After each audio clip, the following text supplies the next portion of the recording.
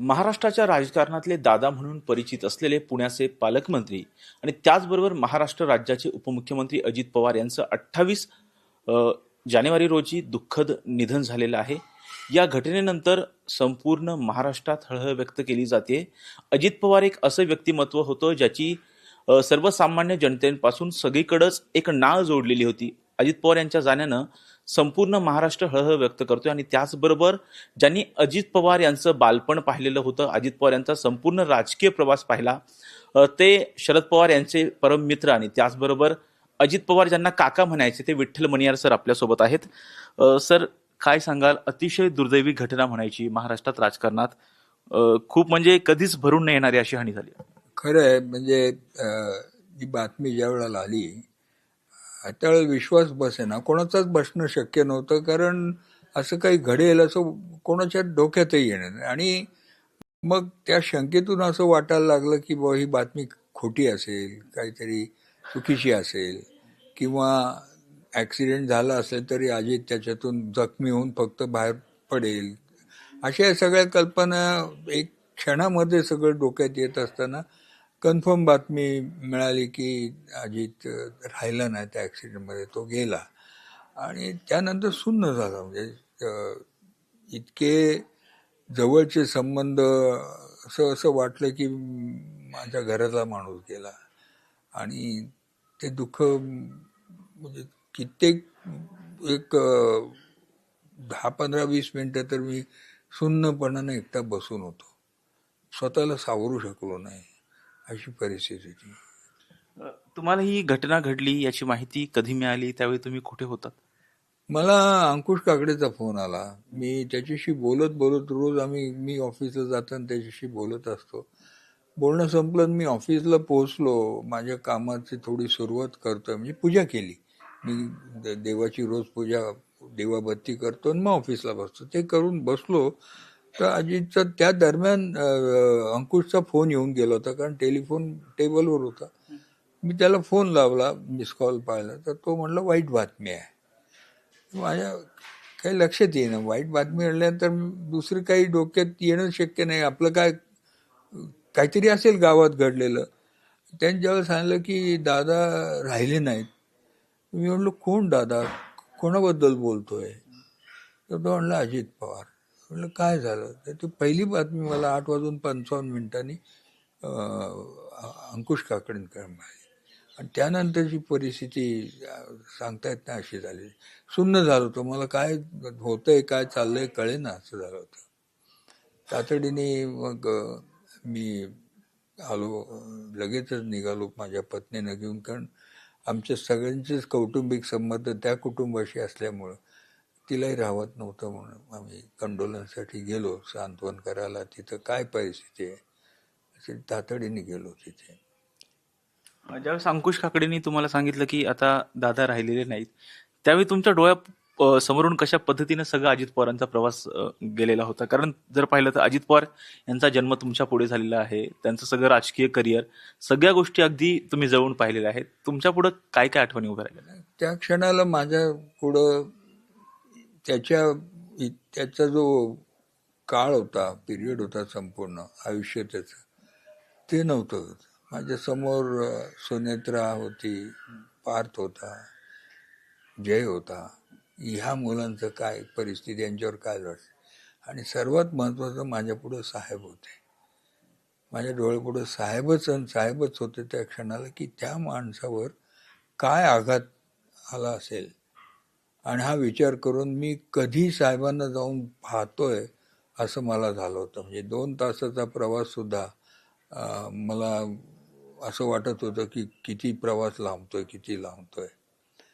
साहेबांकडे पोहोचलो मी हॉस्पिटलमध्ये. सुन्न बसलेले होते सगळेच त्यांच्याबरोबर, काही नेते पार्टीचे त्यांच्या. अशाच पद्धतीने कोणी कोणाशी बोलत नव्हतं. काय बोलणार आणि काय सांत्वन करणार? अशा सुन्न त्या अवस्थेमध्ये मी तिथं होतो. 1.5 तास आम्ही बसलो होतो. परंतु कोणी एकमेकाशी बोलत नव्हतं. कोणी कोणाचं सांत्वन करायचं? प्रत्येकाचं दुःख होतं. आणि दुःखाची पॅरामीटर्स ठरलेली नसतात. दुःख असतं, सगळ्यांचं सारखं असतं. अजित गेला तो सगळ्यांचा अजित होता, साहेबांचं रक्ताचं नातं होतं, आमचं प्रेमाचं नातं होतं. नातं नातं असतं. त्या नात्याला असा धक्का बसणं, म्हणजे तो किती मोठा आघात सगळ्यांवर होता याची जाणीव तिथं होत होती. आपण अनेक मृत्यू पाहिलेत. माझ्या आत्ताच्या वयामध्ये मी अनेक फ्युनरल जवळचे लोक गेलेले पाहिलेत, माझ्या घरातले गेले, अनाकलेले गेलेले पाहिजेत. माझा नातू असाच ग्राउंडवर खेळता खेळता 37व्या वर्षी हार्ट फेलने गेला. एकुलता एक माझ्या भावाचा मुलगा. तर ही दुःख आम्ही पाहिलेली आहेत. आणि त्या दुःखामध्ये काय मानसिक अवस्था होते त्या व्यक्तीची याची जाणीव होती.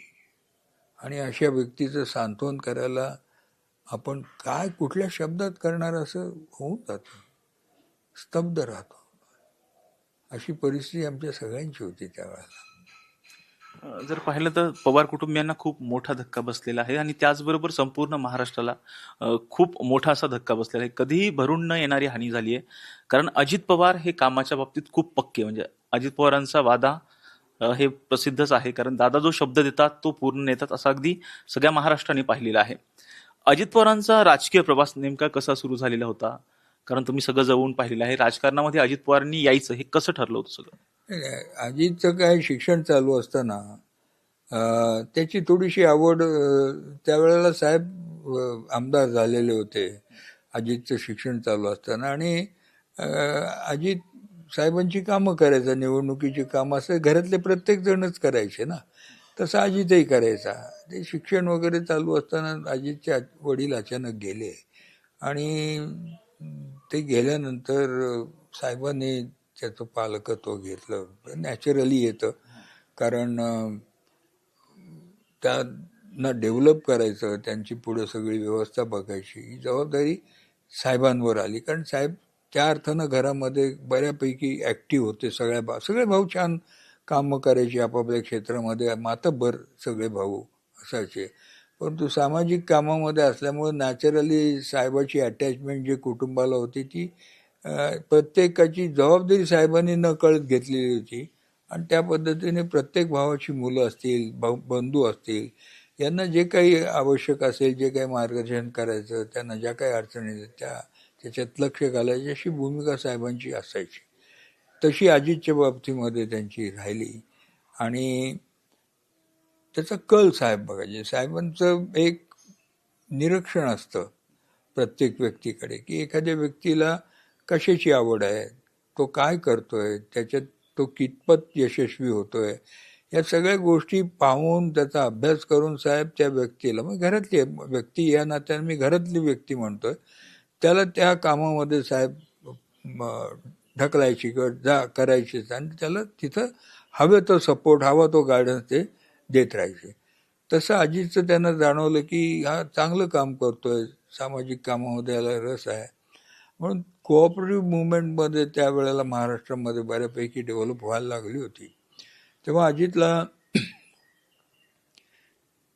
त्या क्षेत्रामधनं साहेबांनी कामाला सुरुवात करायला लावली, जेणेकरून त्या क्षेत्रामध्ये सर्वसामान्य लोकांचा संबंध येतो. मेंबर्स असतात सोसायटीचे, ते शेतकरी वगैरे असतात. तेव्हा थोडासा असा लायझन त्या लोकांबरोबर होऊ शकतो. त्यांचे प्रश्न समजतात, त्या प्रश्नांची उत्तरं काढता येतात, ते उत्तरं त्याला परान्वित करायला लागतात पॉझिटिव्ह याच्यामध्ये. या सगळ्या गोष्टी असल्यामुळे तो त्याच्यात रस घ्यायला लागला. त्या दरम्यान साहेबांच्या निवडणुकीचं काम जसं तो करायचा, कोऑपरेटिव्हमध्ये करायचा, तसं गेलं तर साहेबांनी 1985 साली ठरवलं की आता 85-87 साली केंद्रामध्ये आपण आता काम करायचं. राज्यामध्ये विस्तार संपूर्ण देशामध्ये आपण जाऊन ते काम करावं अशी त्यांची भूमिका झाल्यामुळे त्यांनी अजितवर जबाबदाऱ्या टाकायला सुरुवात केली. बारामतीची संपूर्ण डेव्हलपमेंटची कामं सगळी अजितनी बघावी आणि त्याला तसं त्यांनी मार्गदर्शन करायला सुरुवात केली. मग अजितला पुढे त्याचं कर्तृत्व पाहिलं साहेबांनी, त्याला तिकीट दिलं, तो निवडूनही आला. आणि मग सलग त्यानंतर अजितचा आलेख जो आहे तो चढता राहिला कामाच्या बाबतीतला. आणि त्यांनी जी पदं भूषवली, अनेक वेळेला उपमुख्यमंत्री राज्याचा राहिला, या सगळ्या काळामध्ये अजितने जे एक छाप पाडली राज्यावर, लोकांवर, त्याच्या कामाने, त्याच्या शिस्तबद्ध पद्धतीने, त्याचं नियोजनाने, त्याचा अधिकाऱ्यांवर असणारा जो एक वचक आहे, या सगळ्या गोष्टीचा परिणाम अजितला पॉझिटिव्ह असं मिळत राहिला. त्याच्या प्रत्येक कामामध्ये त्याला यश येत गेलं आणि त्याची चढती कमान कामात राहिली. म्हणजे साहेबाचं सिलेक्शन जे त्याच्या बाबतीत झालं ते किती योग्य होतं हे त्याच्यावरून दिसेल. आणि त्या जबाबदाऱ्या पेलत पेलत आज अजित कुठले कुठे पोहोचला होता. दुसरी गोष्ट म्हणजे शरद पवार साहेब कोणताही कार्यक्रम असेल तर वेळेवरती पोहोचायचे. अजित पवार यांचे गुण सुद्धा अगदी शरद पवार साहेब यांच्यासारखेच होते. सकाळी 6 वाजता कामाची सुरुवात करायचे. हे सगळे जे गुण होते पवार साहेबांचे ते अजित पवार यांच्यामध्ये कशा पद्धतीने आलेले? नाही, जसं साहेबांचं ऑब्झर्वेशन असायचं व्यक्तीबद्दल आणि त्या व्यक्तीच्या एकंदर गुणांना प्रोत्साहन देण्याचं जे भूमिका असायची ते साहेब त्या व्यक्तीचा अभ्यास करायचे. आणि साहेबांचं हे कामाची पद्धत अजित बघायचा. अजित साहेबांना काय हवंय, त्यांना काय कशा पद्धतीने काम करणं अपेक्षित आहे या गोष्टीचा अभ्यास करायचा. त्यात सर्वात पहिली गोष्ट अजितनी पाहिली की साहेबांना वेळेचं नियोजन अधिक चांगल्या पद्धतीने येतं. वेळेला महत्व आहे आणि वेळेला किंमत आहे. या दोन गोष्टी अजितच्या डोक्यामध्ये प्रकर्षानं भरल्या गेल्या. त्या साहेबांकडे त्यांनी पाहून पण अजित सुद्धा एक ऑब्झर्वर आहे. अजित सुद्धा अभ्यास करतो. त्याला काही पुस्तक घेऊन वही घेऊन बसायची गरज नाही. साहेबांची दिनचर्या, साहेबांच्या कामाची पद्धत, साहेबांबरोबर काम करत असल्यामुळे ऑटोमॅटिकली त्याला दिसत होती आणि त्याला जाणवत होतं की ह्या कामाची ज्या पद्धतीने साहेब काम करून पुढे जात आहेत किंवा जे काही आपल्याला काम करायचं आहे ते यशस्वी पद्धतीने करतायत त्या पद्धतीने मी गेलो तर मी करू शकेन. आणि म्हणून अजितनी साहेबांचे बहुतांश गुण अडॉप्ट केले.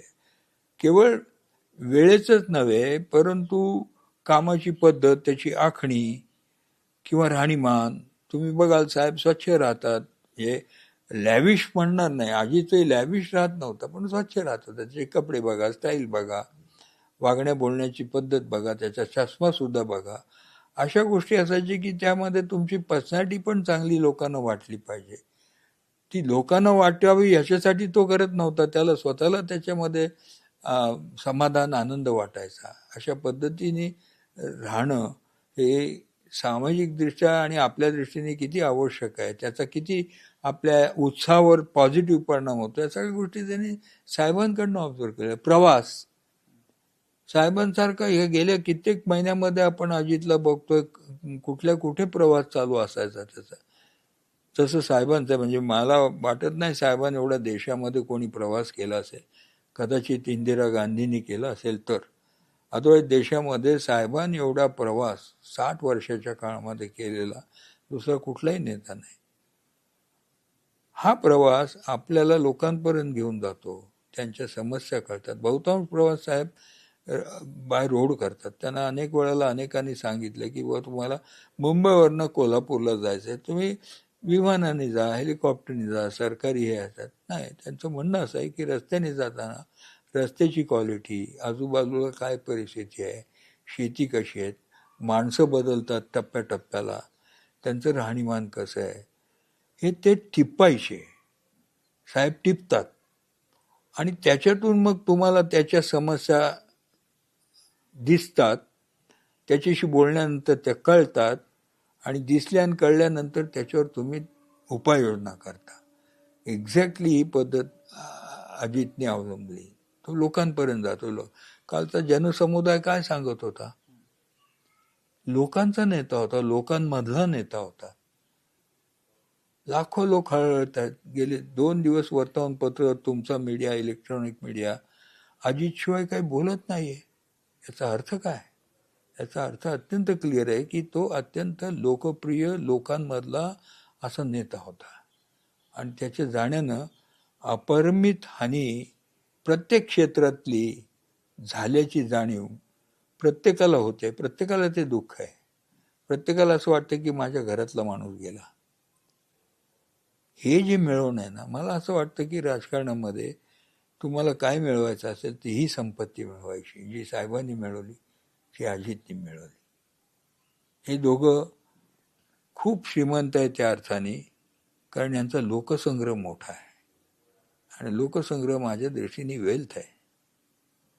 दुसरी एक गोष्ट म्हणजे जर पाहिलं तर ज्यावेळी पक्षामध्ये फूट पडली त्यानंतर जर पाहिलं तर दोन्ही म्हणजे पवार साहेब असतील किंवा अजितदादा असतील सातत्याने एकमेकांशी संवाद साधायचे. दादा स्वतः जाऊन शरद पवार साहेबांशी बोलायचे वेगवेगळ्या कार्यक्रमांच्या निमित्तानं. अशावेळी त्यांनी अजितदादांनी कधी तुम्हाला सांगितलं का की पवार साहेबांनी आपल्या सोबत आलं पाहिजे आमच्यासोबत, अशी काही चर्चा वगैरे व्हायची का झाली तुमच्यासोबत? ना चर्चा माझी. अजित पवारांनी वेगळी चूल मांडली, काही आमदार घेऊन गेले साहेबांचे. त्यानंतर 3-1 महिन्यांनी अजित मला भेटला. असं मधनं अधनं भेट व्हायची, परंतु ते कसं आहेस तू, कसं आहे वगैरे एवढ्या पुरतं मर्यादित असायचं. पण एक स्पेसिफिक कारण घेऊन तो माझ्याकडे आला आणि मला म्हणाला की काका, आता थोरल्या काकांनी आमच्याबरोबर यावं, आम्हाला आशीर्वाद द्यावा, आम्हाला मार्गदर्शन करावं. यासाठी म्हणले तुम्ही त्यांचे जवळचे मित्र आहात, राजकारणात तुमचं काही तसं इन्व्हॉल्वमेंट नसते, त्यामुळे तुम्ही जे काही बोलाल ते आमच्या सगळ्यांच्या हिताचं असेल असं मला वाटतं. तर तुम्ही आणि अंकुश काकडे जे साहेबांचे अत्यंत जवळचे असे प्रामाणिक कार्यकर्ते, खंदे कार्यकर्ते आणि साहेबांचा पूर्ण विश्वासातले कार्यकर्ते, तुम्ही दोघांनी जर साहेबांना सांगितलं तर कदाचित साहेब तो विचार करतील. अजितला मी सांगितलं की आम्ही जरूर बोलू, कारण चांगलं काम जर होत असेल तर आम्हाला जास्त आनंद आहे आणि तुम्ही दोघांनी एकत्र यावं आणि एकत्र राहावं ही केवळ माझीच नाही सगळ्यांचीच इच्छा आहे, पूर्ण महाराष्ट्राची इच्छा आहे. परंतु आता तुमची काही तत्व आहेत इकडची तिकडची, ती कशी होतील तो भाग तुमच्या पुढचा आहे.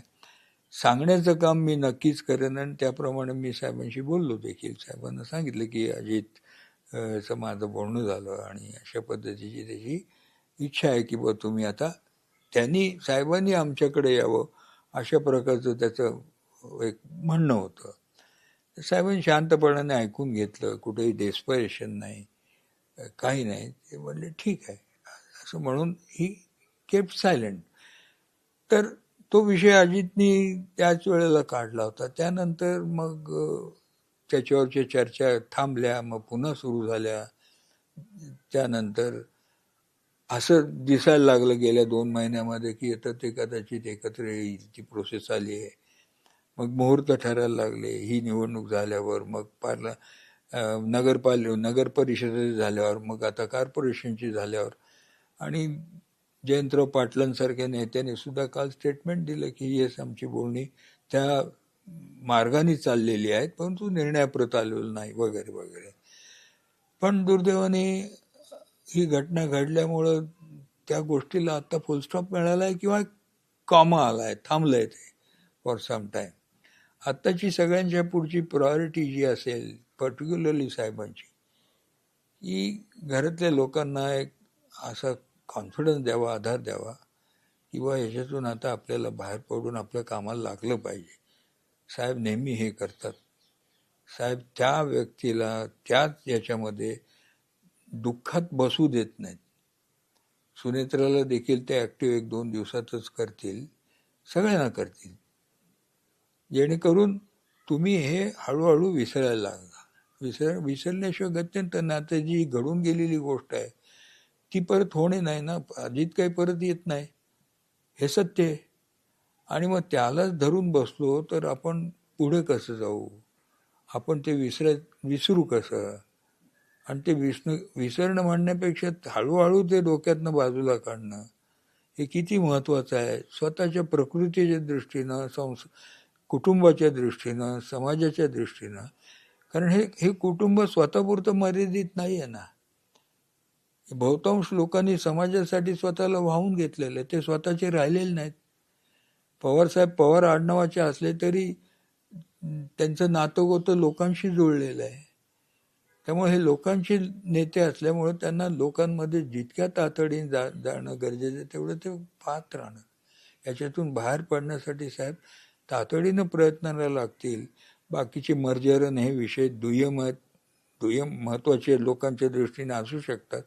माझ्या दृष्टीने या सगळ्यांना पहिल्यांदा जे काही कलॅमिटी आली आहे त्या दुःखातून बाहेर काढणं आणि त्यांच्या क्षेत्रामध्ये त्यांना कामाला सुरुवात करायला लावणं ही साहेबांची आजची प्रायोरिटी आणि त्यांनी लगेचच सुरुवात केली आहे. अजितदादांच्या जे आई आहेत त्यांच्याशी काही तुमचं बोलणं झालं किंवा भेट झाली? परवा भेटलो. काय देणार त्यांनी एकच सांगितलं की मला का नाही नेलं, त्याला का नेलं, माझं काय राहिलंय, माझं सगळं झालं, काय बोलणार आणि त्यांना काय सांत्वन देणार. एवढंच सांगायचो की एक मुलगा गेला पण आम्ही आहोत. पण मुलगा तो मुलगा, त्यांचं रक्त अजितच्या रक्तात आहे. तर तो धक्क्यातून त्या बाहेर पडणं अवघड आहे. त्या वयामध्ये कर्तृत्ववान मुलगा जाणं कुठल्याही आईला किती वेदनादायक असतं याचा अनुभव अनेकांना, ज्यांची मुलं गेली, आई जिवंत आहेत, मुलं गेली, त्यांना येतो. पवारसाहेब कायम कोणतीही परिस्थिती असेल तर खंबीरपणे आपल्याला पाहायला मिळतात, परंतु ज्यावेळी अजित पवारांची घटना घडली, ज्यावेळेस त्यांनी माध्यमांशी संवाद साधला, त्यावेळेस पवारसाहेबांच्या डोळ्यात अश्रू होते. आता हे सगळी परिस्थिती घडल्याच्या नंतर पवारसाहेबांकडे कसं पाहते तुम्ही? माणूस आहे होतो. पवारसाहेब फक्त लीडर नाहीत, तो माणूस आहे. तो एक पिता आहे, तो एक काका आहे, तो एक भाऊ आहे, तो एक मित्र आहे. आपण त्या नात्यानं बघितलं तर प्रत्येकाच्या डोळ्यात अश्रू आले होते ना. पवारसाहेब कसं एक्सेप्शन असू शकतील. आणि ती तर अजित तर साहेबांना मुलासारखाच होता ना. वडील गेल्यानंतर अजित श्रीनिवासला मुलांना जे प्रेम वडील देतात त्याच्यापेक्षा तसुभरही साहेबांनी कमी प्रेम दिलं नाही याची जाणीव त्या दोघांनाही आहे. अजितला होती, तो नाही आता, श्रीनिवासला आहे. त्यामुळे आजही श्रीनिवास असेल किंवा अजित असेल, त्यांच्या व्यक्तिगत कुठल्याही अडचणीस असतील तर ते साहेबांकडे जातात, काकींकडे जातात, म्हणजे त्यांची काकी वहिनी प्रतिभा वहिनींकडे जातात. कारण त्या दोघांचा रोल या संपूर्ण कुटुंबासाठी एक पालक म्हणून राहिलेला आहे. त्यामुळे अजितच्या जाण्यानंतर जो धक्का साहेबांना बसला, अश्रू आपोआप येतात तो डोळ्यातून, आणावे लागत नाहीत, आपोआप येतात.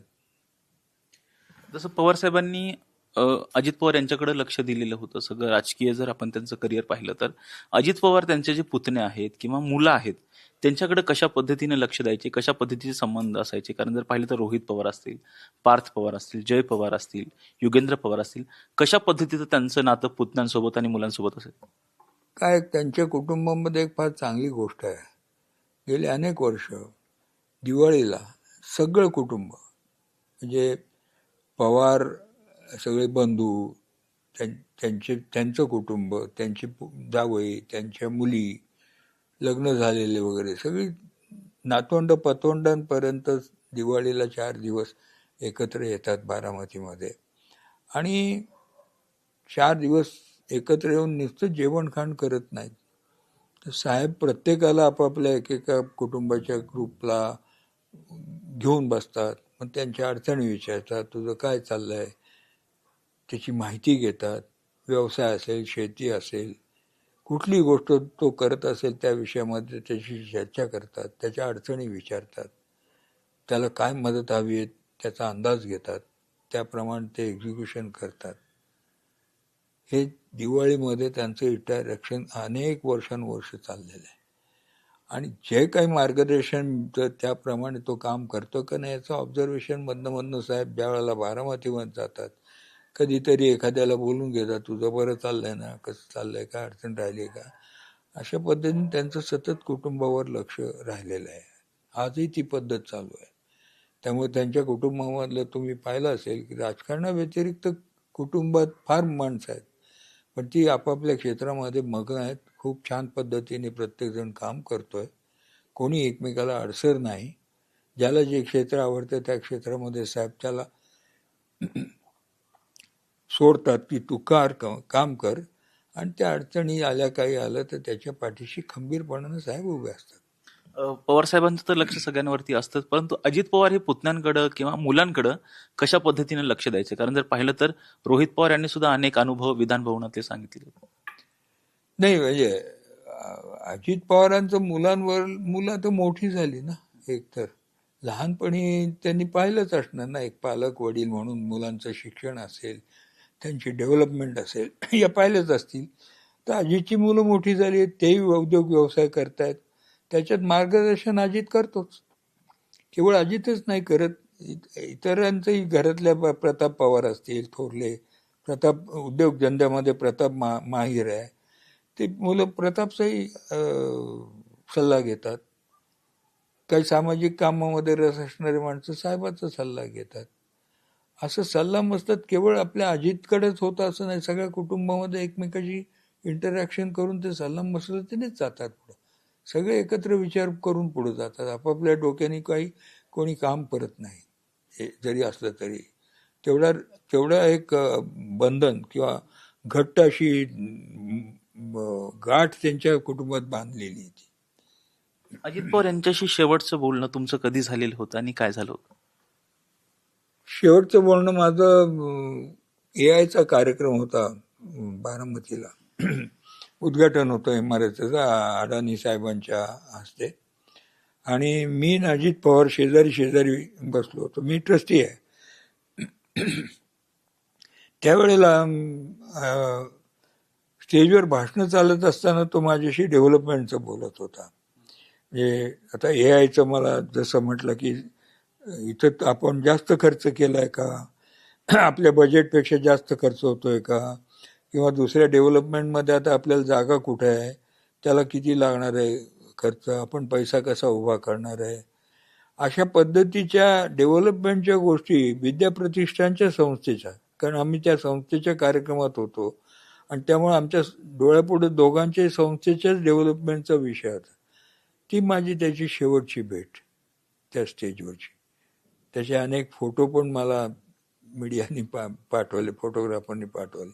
तो माझ्याशी इंटरॅक्शन करताना, म्हणजे कुठेही कार्यक्रमामध्ये तो असला, जनरल बॉडीची आमची मीटिंग असते, मला शेजारी बसून घेतो. शेठ तुम्ही इथं बसा, काका इथं बसा. मग त्याला काही शंका असली, विद्याप्रतिष्ठानचं साधारणतः डेव्हलपमेंटच्या कामातला विषय मी बघतो आणि त्याला माहिती आहे, तर मग तो मला विचारतो की याच्यात काय अडचणी आहेत, तुम्ही काय करताय, कसं उभं करताय, फायनान्स काय होतो, किती कमी पडतोय, शॉर्टफॉल कसा काढणार, फीमधनं किती भागतं, असे सगळे तो आर्थिक प्रश्न विचारतो. कारण त्या क्षेत्रात मला रस आहे. आर्थिक विषयामध्ये मी स्वतः व्यापारी असल्यामुळं मला अधिक त्याच्यात रस आहे आणि मला आनंद वाटतो त्या गोष्टीत आपण काही डेव्हलपमेंट किंवा सुचवू शकतो. त्या गोष्टीची चर्चा माझी त्या मीटिंगमध्ये होते. पण शेवटची आपण म्हटलं तशी भेट माझी आर्टिफिशियल इंटेलिजन्स 28 डिसेंबरला उद्घाटन झालं होतं, त्यावेळेस झालेली. अजित पवारांची काय एखादी अशी आठवण आहे जी कायम तुमच्या स्मरणात राहील? अशी स्पेसिफिक आठवण नाही कुठली की ज्याच्यामुळं अशा अनेक गोष्टी घडत गेल्या, परंतु असा काही एक असा प्रसंग नाही घडला आमच्या दोघांच्या आयुष्यात की जो आठवण म्हणून लक्षात राहावा. परंतु भेटलं की एक प्रेमाने गप्पा मारणं आणि वेगवेगळ्या विषयावर बोलत राहणं यात पलीकडे. स्पेसिफिक आमच्या दोघांच्या आयुष्यात अशी घटना घडली नाही की जी त्याच्यात माझ्या लक्षात राहील, अशी नाही घडली. खरं तर अत्यंत दुःखद प्रसंग पवार कुटुंबियांच्या घरामध्ये घडलेला आहे, परंतु दुसऱ्या बाजूला राजकीय घडामोडी सुद्धा घडताना पाहायला मिळतात. प्रफुल्ल पटेल असतील, छगन भुजबळ असतील, सुनील तटकरे असतील, यांनी देवेंद्र फडणवीस यांची भेट घेतलेली आहे. सुनेत्रा पवार यांना उपमुख्यमंत्री करावं अशा चर्चा सुरू झाल्या. नाही, ते मी इतरांसारखं बघतोय आणि प्रामाणिकपणाने सांगतो की या सगळ्या गोष्टीमध्ये मला अजिबात रस नाही. कारण बरंचसं गॉसिपिंग असतं, बऱ्याचशा गोष्टी रंगवून सांगितल्या जातात. असा माझा राजकीय क्षेत्रात ज्या बातम्या येतात त्याच्या बाबतीतला अनुभव आहे. त्यामुळे आता ज्या काही बातम्या येत आहेत त्या कशा येतात, काय येतात, ते इतर लोक जसं आंबट शौकीन बघतात तसं ते बघतात, तसं मी त्या बातम्यांकडे बघतो. मी काही फारसं त्या बाबतीत सिरियस नाही आणि त्या क्षेत्रामध्ये काय घडतंय याचा मला फारसा कधी आकर्षण राहिलेलं नाही. एकच आहे की एक कर्तृत्ववान माणसं काम करतायत, त्यांच्या कामाकडे मी फक्त एक ऑब्झर्वर म्हणून किंवा एक अभ्यासक म्हणून बघतो. बाकी पदांना कोण कोणाला काय मिळालं याच्यामध्ये मला अजिबात रस नसतो. म्हणजे अजित पवार यांची जी इच्छा होती, सातत्याने बैठका सुद्धा दोन्ही राष्ट्रवादीमध्ये घडलेल्या होत्या. वाटतं आता दोन्ही राष्ट्रवादींनी आता एकत्र येण्याची वेळ आलेली आहे. खरं आहे ना, ते आली होती ती वेळ, पण आता ह्यांनी एक्झिट घेतली ना, अशी त्याची इतकी वाईट एक्झिट झालेली आहे, त्यामुळे ती चर्चा थांबली आहे. आता ती पुढे कशा पद्धतीने त्याला परत चालना मिळेल हे आज कसं सांगू शकणार? मी तर सांगू शकत नाही ना, कारण तेवढी त्या क्षेत्रातले जे राजकीय पुढारी आहेत त्यांच्या पार्टीचे आणि इकडच्या पार्टीचे, आणि मुख्य म्हणजे साहेब, त्यांच्या बाजूने कोण कशा पद्धतीने लीड घेतं, जी चर्चा चालू आहे ती पुढे नेण्याची त्यांची इच्छा आहे का नाही, या सगळ्या गोष्टी जरतरच्या आहेत. त्याच्यामध्ये मी नाही ना त्याच्यानं अंदाज कुठला बांधू शकत किंवा ओपिनियन देऊ शकत. कारण मी सर्वसामान्य माणसासारखा टी व्हीवर त्या बातम्या बघणारा माणूस आहे, तर मला त्या क्षेत्राचं खरंच कधी आकर्षण राहिलं नाही. अभ्यास करतो, अभ्यास पूर्ण असतो, स्वतःची काही मतही माझी बनतात त्याच्यातनं, परंतु ती मला माझा अभ्यास म्हणून ती माझ्यापुरती ठेवतो. कुठं डिस्कस करण्या एवढी त्याची फार महत्त्व असतं माझ्या मतांना असं मी कधी मानलं नाही, त्यामुळे त्या विषयात मी नसतोच. सर, खूप खूप धन्यवाद. हे होते विठ्ठल मणियार, जे की शरद पवार यांचे लहानपणीचे मित्र आहेत आणि त्याचबरोबर अजित पवार ज्यांना काका म्हणून संबोधित करायचे ते विठ्ठल मणियार आहेत. त्यांनी अजित पवार यांच्या लहानपणापासूनच्या अनेक आठवणींना या ठिकाणी उजाळा दिलेला आहे. व्हिडिओ जर्नालिस्ट शिवाजी साळुंकेसह राजरत्न जोंधळे, टॉप न्यूज मराठी, पुणे. तुमची car, electric panel, data server आगीपासून सुरक्षित आहे का? नाही? मग आजच बसवा F protect temperature activated fire suppression device. यामध्ये आहे eco friendly non toxic pressurised liquid, जे आग लागल्यास क्षणार्धात ऍक्टिव्हेट होऊन आगीवरती मिळवते नियंत्रण. बसवण्यास अतिशय सोपे आणि सुटसुटीत टेकालिपचे एक दर्जेदार उत्पादन एफ प्रोटेक्ट.